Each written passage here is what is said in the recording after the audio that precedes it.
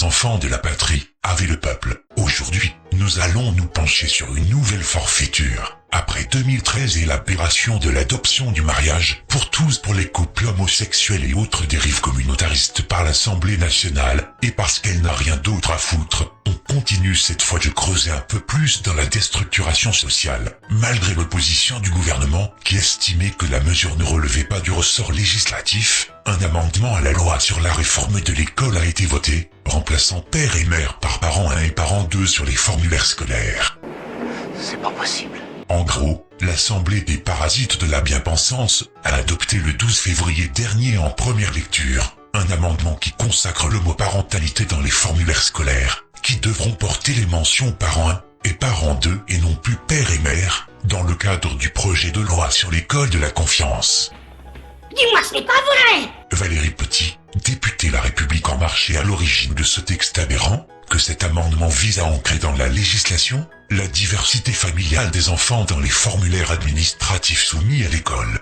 Elle a aussi rappelé que nombre de formulaires d'état civil, d'inscription à la cantine ou d'autorisation de sortie scolaire portent toujours les mentions père et mère, en ne tenant pas compte du vote de la loi pour le mariage pour tous et de l'existence de familles homoparentales. Donc, en clair, au lieu de faire plus simple et sans ambiguïté, c'est-à-dire simplement rajouter les mentions parent 1 et 2 pour les enfants de couple homo, ou mieux encore, préconiser de laisser le choix à chacun des deux parents de remplir une case où l'on peut cocher père ou mère, voire d'y adjoindre une troisième case pour les titulaires de l'autorité parentale. Une formule qui n'introduira pas de hiérarchie parentale et qui n'enlève aucun titre à personne. Eh bien non, on choisit de remplacer père et mère par les mots parents, point barre. Bah voyons, j'en étais sûr, andouille!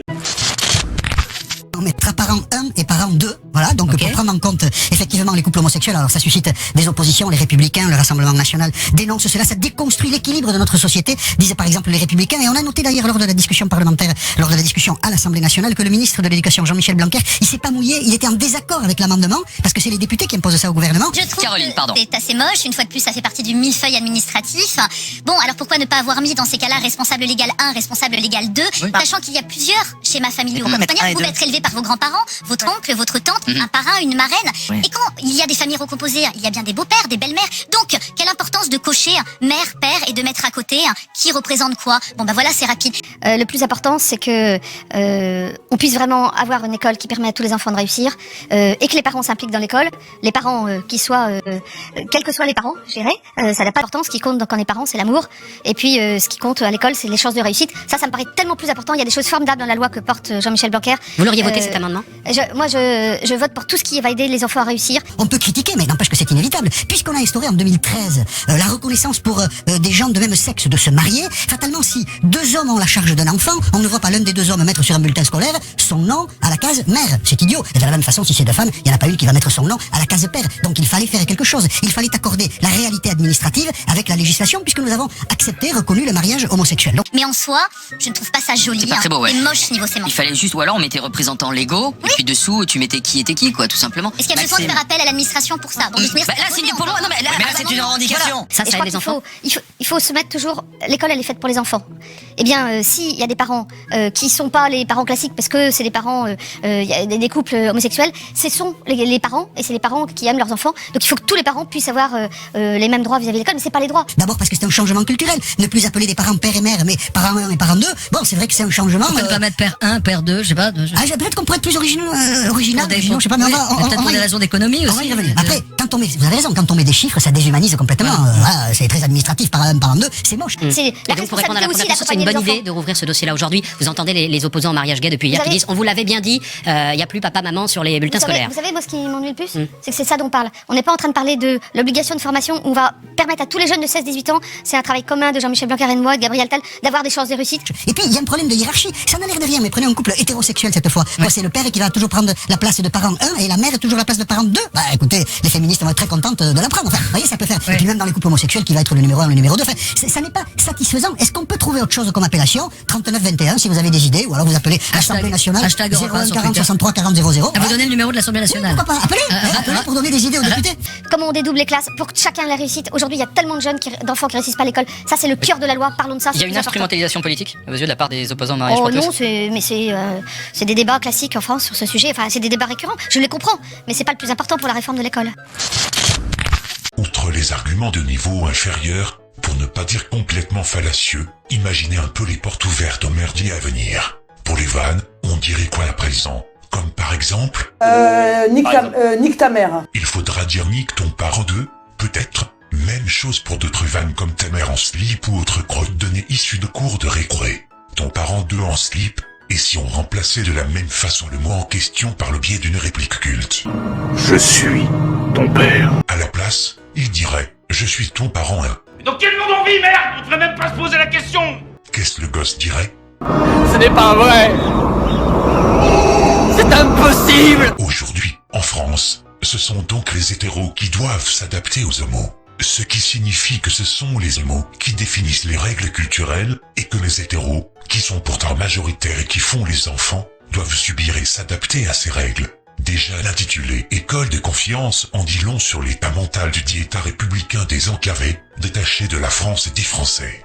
Tout bêtement, je pensais que ça allait de soi, que de la confiance règne entre l'école, l'enfant et ses parents. N'alors confions-nous pas nos enfants? Confier et confiance, ça va ensemble, non? Pourquoi alors une telle redondance de termes? Une surenchère? École et confiance, ça ne va pas de pair, comme de père et de mère. En quelque sorte, une complétude de son papa et de sa maman qui me confie à une école maternelle, primaire et secondaire, un prolongement éducatif de la maison.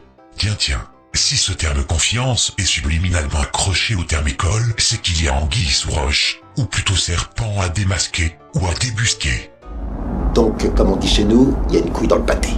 Comme tout est inversé, mensonge, faux semblant et traîtrise, en réalité, tout ceci veut dire qu'il ne faut donner en réalité plus aucune confiance à l'école, donc à toute l'éducation nationale, entreprise de déséducation antinationale. En clair, en grammaire inverse, école égale méfiance. C'est clair?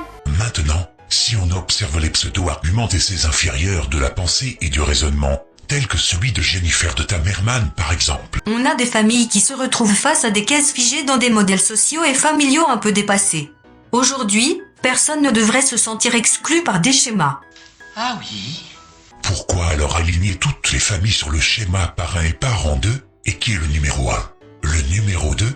Alors là, évidemment, c'est beaucoup plus embêtant. Que celles qui fonctionnent sur ce schéma d'avant-garde adoptent ces numéros, et on va rigoler. Ben oui, espèce de conne, la majorité des enfants ont un papa et une maman. Et si on a de la chance, on ne verra pas débarquer les hystéro-haineuses de Bignol, telles que le féminisme qui voudra broyer au scandale de savoir pourquoi le parent ne serait pas la femme plutôt que l'homme. Perdez pas lourd. Cette cruche sans cervelle n'a pas beaucoup de considération pour les traditions culturelles, ainsi la retrouve-t-on aussi avec les anti-tauromachie, les anti-animaux dans les cirques, et maintenant les anti-familles dans les écoles. Si elle allait raconter à un psychologue pourquoi elle est pro ceci et cela, ça rendrait service à tout le monde. Elle fait partie de tous ces bons républicains qui voient le progrès comme une vengeance symbolique sur l'histoire. Si ça se trouve, elle y mène BHL ou Moix. Oh putain. Et puis, vous avez aussi la parole gauchiasse socialiste, qui vient bien évidemment en rajouter une couche, telle que Joachim Pueyo. Vous n'imaginez pas les conséquences lorsque des enfants ne se sentent pas traités comme les autres. Répète ça.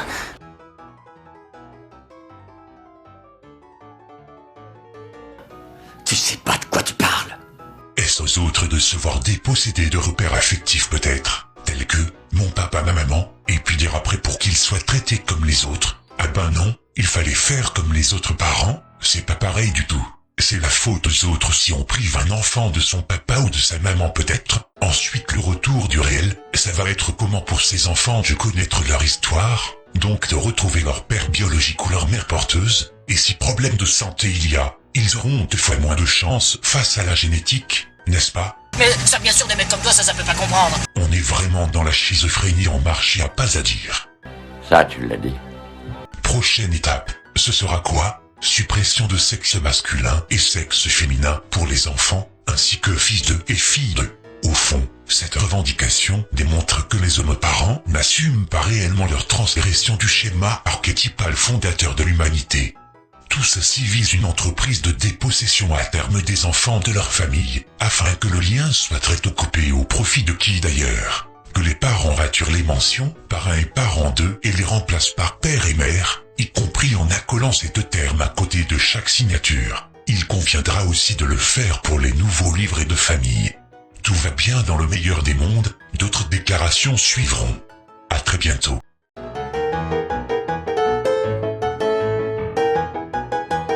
Bon, où est l'amour dans tout ça? Je suis pour le mariage pour tous. Je suis même, dans ce grand débat de société, plutôt favorable à la PMH. Je suis donc quelqu'un de très ouvert.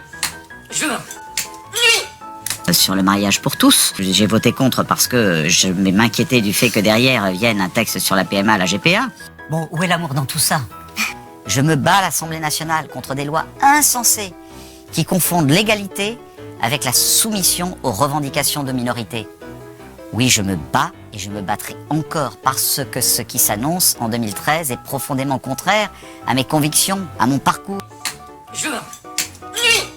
Je suis pour le mariage pour tous. Je suis même, dans ce grand débat de société, plutôt favorable à la PMH. Je suis donc quelqu'un de très ouvert.